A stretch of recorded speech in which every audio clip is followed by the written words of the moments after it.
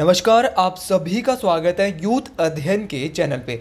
एक बार फिर से मैं आप सभी के बीच एचपी टेट नवंबर के लिए साइकोलॉजी का पार्ट 6 लेके आ चुका हूँ। देखिए, पार्ट 6 का जो पहला क्वेश्चन है कि मनोविज्ञान में सबसे पुरानी विधि कौन सी है, the oldest method in psychology. तो साइकोलॉजी का जो सबसे पुरानी विधि है मनोविज्ञान में वो कौन सी है, तो देखिए वो है अंतर्निरीक्षण, जिसको हम बोलते हैं आत्मनिरीक्षण। इंट्रोस्पेक्शन जो मेथड है ये सबसे पुराना मेथड है साइकोलॉजी का।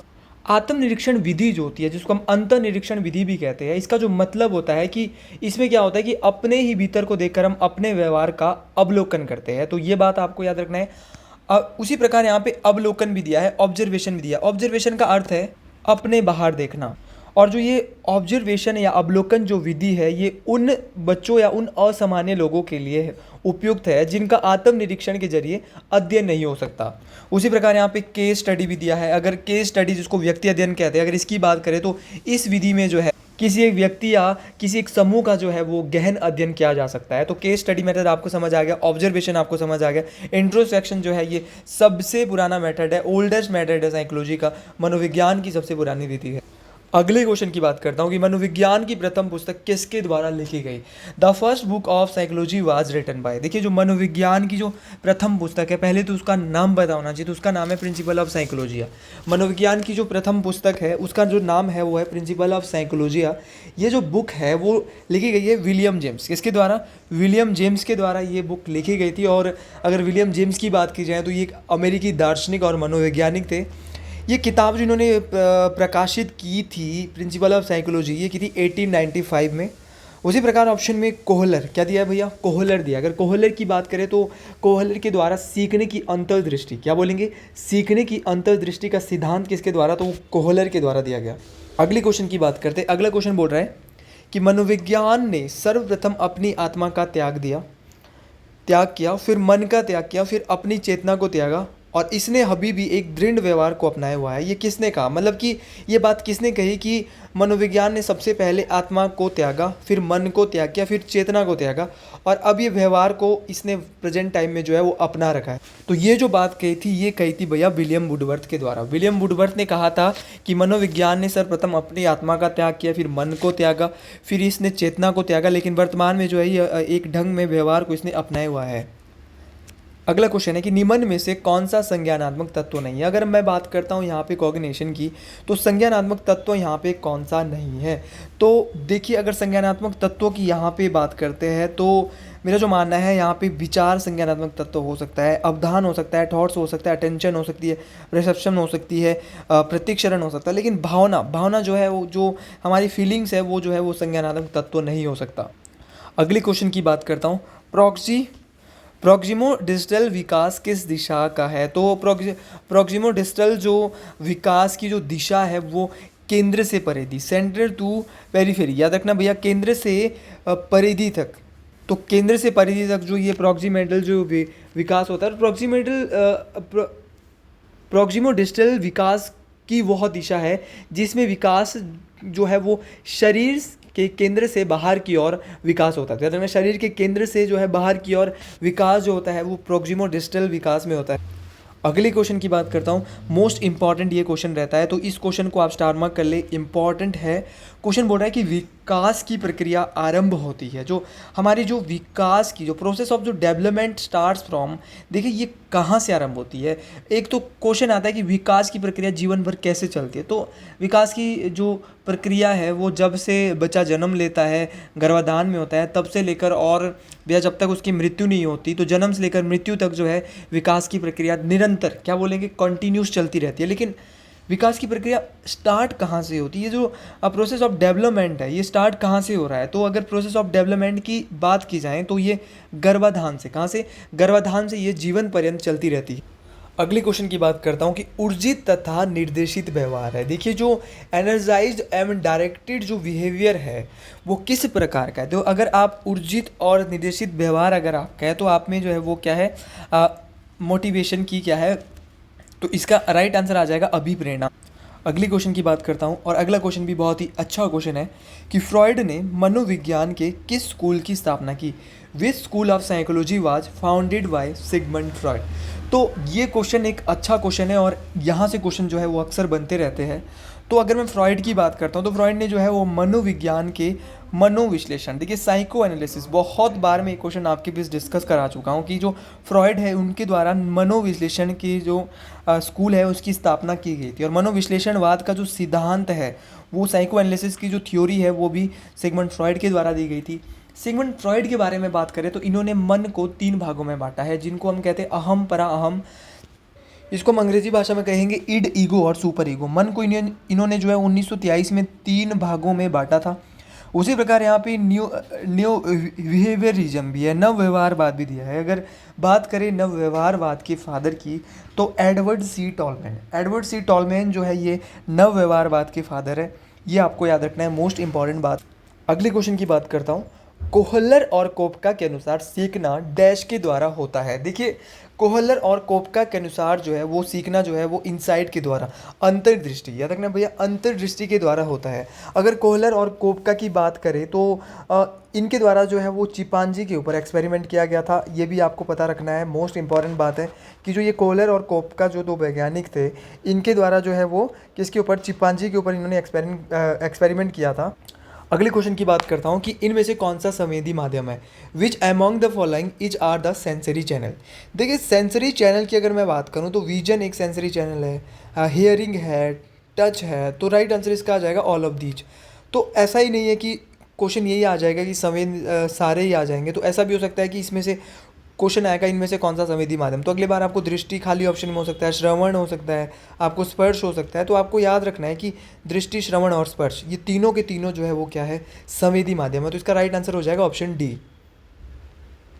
अगली क्वेश्चन की बात करते हैं। थोड़ा यहाँ पे क्वेश्चन पेपर ब्लर आ गया, लेकिन कोई बात नहीं, चलेगा। सामाजिक अधिगम के सिद्धांत के अनुसार व्यक्ति का व्यवहार डैश के द्वारा होता है। आज मैं जो आपके बीच एक छोटी सी वीडियो लाया हूँ, कोई ज़्यादा बड़ी वीडियो नहीं आज, लेकिन छोटी वीडियो, लेकिन बहुत ही इंपॉर्टेंट क्वेश्चन ये रहने वाला है। और अगर आप टीजीटी टेट आर्ट्स की तैयारी कर रहे हो, आप जेबीटी की तैयारी कर रहे हो, आप एलटी की तैयारी कर रहे हो, तो हमारे पास एक बैच बैठा है, इससे आप एनरोल हो सकते हैं, जिसमें लाइव प्लस रिकॉर्डेड क्लासें आपको मिल रही है।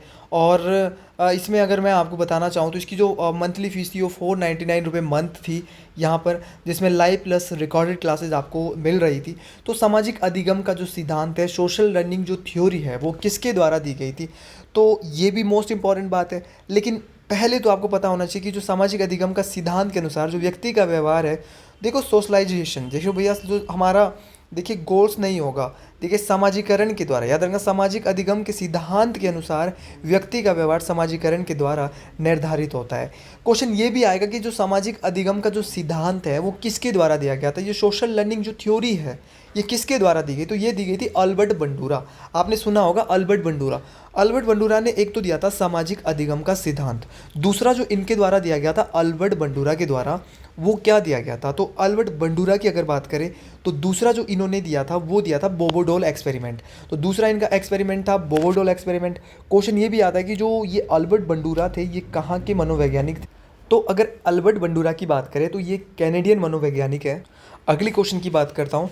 डैश की समानता पसंद का एक महत्वपूर्ण निर्धारक है। देखिए similarity is an importance determinant of liking. देखिए डैश की समानता की पसंद महत्वपूर्ण निर्धारक है। तो देखिए अगर आप चेहरे से सुंदर होगा लेकिन आप शरीर से भी सुंदर होने चाहिए, तो ये राइट आंसर नहीं होगा। वैसे चेहरा थोड़ा बहुत हो सकता है, अभिवृत्ति, एटीट्यूड से आपकी जो सुंदरता का निर्धारक हम नहीं, लेकिन अगर शारीरिक, अगर आप शरीर से क्या होंगे, आप शारीरिक से सुंदर होंगे, आपकी खूब बॉडी हट्टे कट्टे आप बने होंगे, तो भैया क्या होगा, तो वो जो है शारीरिक की जो समानता है, फिजिकल जो आपकी जो फिटनेस है, अगर फिजिकल फिटनेस आपकी अच्छी है तो शारीरिक की समानता जो है वो एक पसंद का जो एक महत्वपूर्ण निर्धारक हो सकता है। आप सुंदर ही से काम नहीं चलेगा, आप सुंदर हो लेकिन आपकी टांग बाजू नहीं है, तो उससे भी आपको जो है वो क्या है, आपकी पर्सनैलिटी को वो दिक्कत हो सकती है। अगले क्वेश्चन की बात करते हैं, और ये क्वेश्चन बहुत बार परीक्षा में आ गया है कि सृजनात्मक लोग किस ढंग से सोचते हैं। जो सृजनात्मक लोग होते हैं, अगर मैं बात करता हूँ क्रिएटिव पीपल की, जो ये क्रिएटिव पीपल होते हैं वो किस प्रकार, तो जो क्रिएटिव होगा वो बहुत अधिक सोचेगा, तो जो बहुत ज़्यादा चीज़ों को सोचता है उसको बोलते हैं डाइवर्जेंट। अपसारी, तो याद रखना है अपसारी जो है वो डाइवर्जेंट जो है वो, सृजनात्मक लोग जो है वो क्या है, डाइवर्जेंट ढंग से, अपसारी ढंग से सोचते हैं। तो अगर ये क्वेश्चन आता है तो आप बिल्कुल इस क्वेश्चन को गलत नहीं करेंगे। अगले क्वेश्चन की बात करता हूँ कि आइजंक एक डैश मनोवैज्ञानिक है। देखिए जो आइजंक है वो एक किस प्रकार के मनोवैज्ञानिक, किस देश से आता है, तो आइजंक की अगर बात की जाए तो ये एक ब्रिटिश मनोवैज्ञानिक। आइजंक कैसे मनोवैज्ञानिक है? ब्रिटिश मनोवैज्ञानिक है। क्वेश्चन ये भी बनता है।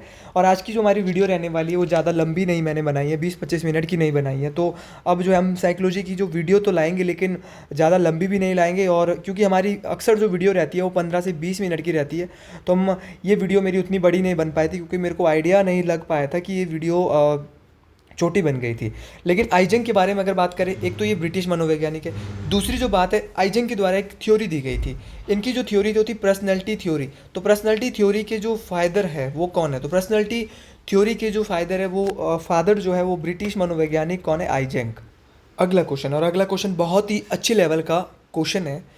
व्यवहारवाद के संस्थापक कौन थे? आप सभी को आता होगा ये क्वेश्चन कि who was the founder of behaviourism. देखिए अगर व्यवहारवाद की बात की जाए तो व्यवहारवाद के संस्थापक की बात की जाए तो वो था जेबी वॉटसन। जेबी वॉटसन जो है वो ये व्यवहारवाद के फावर थे। बिहेवियरिज्म की इनके द्वारा थ्योरी दी गई थी। उसी प्रकार यहाँ पे वॉटसन ने जैसे थ्योरी दी थी व्यवहारवाद की। भैया विलियम वुंट कौन थे? विलियम वुंट का नाम भी बहुत ज़्यादा साइकोलॉजी में महत्व रखता है, क्योंकि विलियम वुड जो है वो फादर ऑफ मॉडर्न साइकोलॉजी, आधुनिक मनोविज्ञान के जनक। ये क्वेश्चन परीक्षा में सीधा आता है कि जो आधुनिक मनोविज्ञान है उसके जनक कौन है भैया? तो ये है विलियम वुंट। विलियम वुंट जो है ये आधुनिक मनोविज्ञान के जनक है। अगला क्वेश्चन आता है कि क्या किया था इन्होंने? तो इन्होंने मनोविज्ञान की प्रथम प्रयोगशाला खोली थी 1879 में। इन्होंने इनके द्वारा जो है जर्मनी के लिप्जिंग, कौन सा था? जर्मनी का एक शहर था लिप्जिंग, वहाँ पे 1879 में जो है पहली प्रयोगशाला मनोविज्ञान की खोली गई थी, जो कि बहुत ही ज़्यादा इम्पॉर्टेंट है। ये क्वेश्चन परीक्षा में आ सकता है। उसी प्रकार यहाँ पे दिया है थॉर्नडाइक। थॉर्नडाइक भी दिया है और विलियम जेम्स भी दिया है। विलियम जेम्स की बात कर लेता हूँ तो विलियम जेम्स की अगर मैं बात करता हूँ तो ये अमेरिकी साइकोलॉजी के जनक। याद रखना कि अमेरिकन साइकोलॉजी के फादर और अमेरिकन साइकोलॉजी के जो जनक है वो कौन है? William James. इनका नाम भी मोस्ट इंपॉर्टेंट है, चर्चित नाम है। अब बच गया हमारा थॉर्नडाइक। थॉर्नडाइक के द्वारा तो भैया एजुकेशनल साइकोलॉजी, शैक्षिक मनोविज्ञान के जनक कौन है? थॉर्नडाइक जी है। एजुकेशनल साइकोलॉजी के जनक कौन है? थॉर्नडाइक जी। तो क्वेश्चन अगर यहाँ से भी बनता है तो दोस्तों बिल्कुल गलत करने की आपके, गलत आप नहीं करें। अगले क्वेश्चन तो आप यहाँ पे बताएंगे कि क्रमबद्ध निरीक्षण विधि के समान है। जो सिस्टमैटिक ऑब्जर्वेशन मेथड होता है वो सिमिलर टू किस प्रकार का होता है? नैदानिक विधि होता है, साक्षात्कार विधि होता है, प्रयोगात्मक विधि होता है, क्लिनिकल मेथड होगा, इंटरव्यू मेथड होगा या एक्सपेरिमेंटल मेथड होगा। तो अगर मैं यहाँ पे क्रमबद्ध निरीक्षण की बात करता हूँ, ना तो ये नैदानिक विधि होगा ना ये इंटरव्यू मेथड होगा। कौन सा होगा भैया?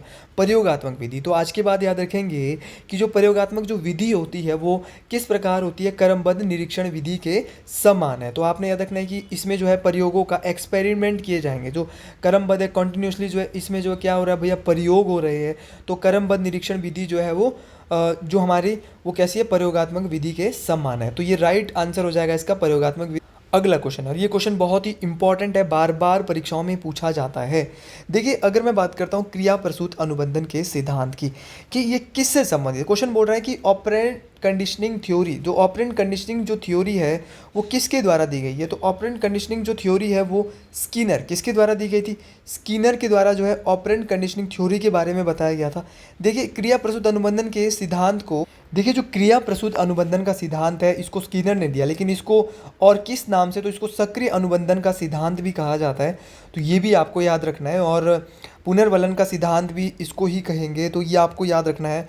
और यहाँ पे जैसे कि ऑप्शन में दिया है मिलर। यहाँ से मैं कुछ साइकोलॉजी के क्वेश्चन आपको यहाँ से बताना चाहता हूँ, और अगर आपने मेरी पिछली वीडियो नहीं देखी है तो प्लीज़ आप वो वीडियो भी देख लें। अब अक्सर दो क्वेश्चन जो है वो बहुत इंपॉर्टेंट पूछे जाते हैं।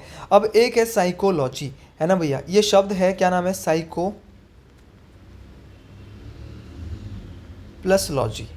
दोनों बातें याद रखनी क्योंकि ये शब्द ना बड़ा हिट रहता है परीक्षाओं में। साइको और लॉजी ये दोनों जो है वो ग्रीक भाषा, किस भाषा के शब्द है? ग्रीक भाषा के शब्द है। सर इतनी बात हम बहुत ही अच्छे से समझ गए।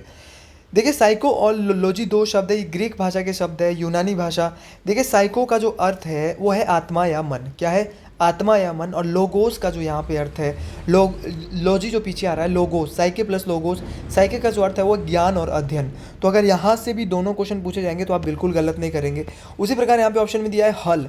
हल के द्वारा कौन सी थ्योरी दी गई थी? अगर मैं क्लार्क हल की बात करता हूँ तो ये बड़ा नाम है, हल का नाम जो है वो क्या है, बड़ा नाम है। तो हल के द्वारा जो है ड्राइव एंड रिडक्शन थ्योरी, तो याद रखना ड्राइव एंड रिडक्शन थ्योरी जो है वो किसके द्वारा, तो ड्राइव एंड रिडक्शन थ्योरी जो है वो हल के द्वारा दी गई थी। तो इस प्रकार कुछ अक्सर ऐसे क्वेश्चन पूछे जाते हैं। जीन प्याजे का नाम आपको यहाँ पे नहीं दिख रहा होगा। अरे भैया, जीन प्याजे के द्वारा जो है वो कॉग्निटिव डेवलपमेंट के बारे में बताया गया था। और कॉग्निटिव डेवलपमेंट की अगर बात करता हूँ तो इसके बारे में जो संज्ञानात्मक विकास है जीन प्याजे के द्वारा 1936 में इंट्रोड्यूस किया गया था। और एक टू फैक्टर थ्योरी है वो दी थी स्पियर्समैन, किसने दी थी, स्पियर्समैन। और अल्फ्रेड विनय के द्वारा दिया गया था फर्स्ट आईक्यू टेस्ट। तो और जो हमारा जो बुद्धि लब्धि के बारे में बताया गया था वो विलियम स्टर्न ने बताया था 1912 में पहली बार।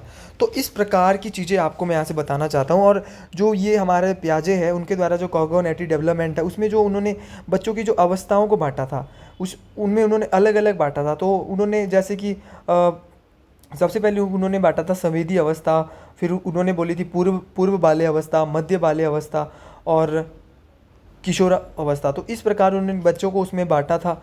और जैसे विलियम स्टर्न कहाँ के मनोवैज्ञानिक, तो अगर विलियम स्टर्न की भी बात करें तो वो जर्मन मनोवैज्ञानिक थे। और विलियम स्टर्न के द्वारा 1912 में सबसे पहले जो है आईक्यू के बारे में, जो आईक्यू का फार्मूला भी, अगर आईक्यू की फार्मूले की बात करते हैं तो ये है मेंटल एज बटे आईक्यू बराबर मेंटल एज क्रोनोलॉजिकल एज गुणा में 100। तो ये आपको याद रखना है। तो इस प्रकार की फॉर्मूले आपको परीक्षाओं में अक्सर आ भी जाते हैं। और ये पुनर्वलन का सिद्धांत हमने पढ़ लिया, जिसको अनुकूलन का सिद्धांत, सक्रिय अनुकूलन का सिद्धांत भी कहते हैं, क्रिया प्रसूत अनुबंधन का सिद्धांत भी कहते हैं। ये स्किनर के द्वारा दिया गया था। तो ये कुछ इंपॉर्टेंट क्वेश्चन हमने अभी देखे। और स्किनर जो है वो एक अमेरिकी मनोवैज्ञानिक थे, ये भी आपको याद रखना है। और यहाँ पे देखिए थॉर्नडाइक का नाम है, थॉर्नडाइक के बारे में पहले भी हमने पढ़ लिया है। थॉर्नडाइक के द्वारा जो है 1910 में जो है वो संबंधवाद के सिद्धांत के बारे में भी बताया गया था। और संबंधवाद के सिद्धांत ये भी आपको याद रखना है। तो इस प्रकार के प्रश्न जो है आपको कहीं ना कहीं परीक्षाओं में जो है वो पूछे जाते हैं। तो आज के लिए हमारी वीडियो यहीं पे हम विराम करना चाहते हैं। अगर वीडियो अच्छी लगी हो कमेंट बॉक्स में ज़रूर लिखें हर हर महादेव। और ये है हमारा नंबर, अगर आप हमारे बैचेस से जुड़ना चाहते हो 7876145409। तो हर हर महादेव जरूर लिखेगा कमेंट बॉक्स में। जय हिंद, जय हिमाचल प्रदेश, हर हर महादेव।